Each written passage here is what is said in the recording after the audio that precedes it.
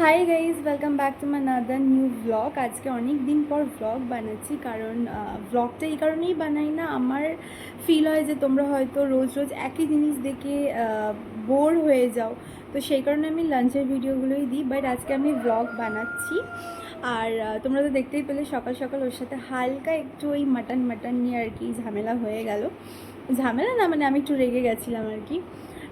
যেহেতু তোমরা বলবে যে ডায়েট করছো, জিম করছো আর এইসব খেয়ে যাচ্ছ, বাট আমার সাধারণত ফিল হয় যে যারা ডায়েট করে, জিম করে, তারাও কিন্তু বিয়েবাড়ি যায় না সেটা কিন্তু নয়। তো এই মুহূর্তে আমাদের কোনো বিয়েবাড়ি নেই, আর আমাদের বাড়িতে মাঝে মাঝে এগুলো হয়। তো এটা কিছু করার নেই। মাঝে মাঝে তাও আমি ঘরের খাবার খাচ্ছি, কোনো বাইরের আনহেলদি খাবার খাচ্ছি না। বাট হ্যাঁ, জানি স্কিপ করা দরকার, কিন্তু এরকম বর থাকলে যে খেতে ভালোবাসে এটা খুব ডিফিকাল্ট হয়।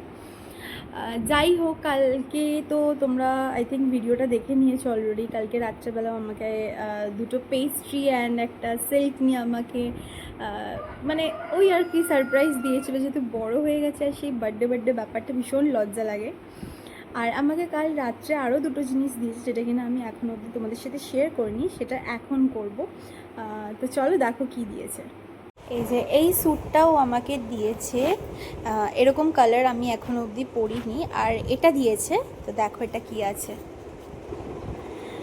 এটা হচ্ছে একটা নোজ পিন আছে, একদম মানে ছোট্ট। আমার এরকম একটা খুব ইচ্ছা ছিল ডেলি ইউজের জন্য, আমি খুলতেই পারছি না। এরকম আমার একটা ইচ্ছে ছিল যে ডেলি ইউজের জন্য ছোট্ট, কেন কি আমার নাকি খুব একটা বড় ভালো লাগে না। তো সেটাও জানতো, আর আমি কিছুই জানতাম না। ও সেটা কাল রাত্রেবেলা ও নিজে গিয়ে এনেছে।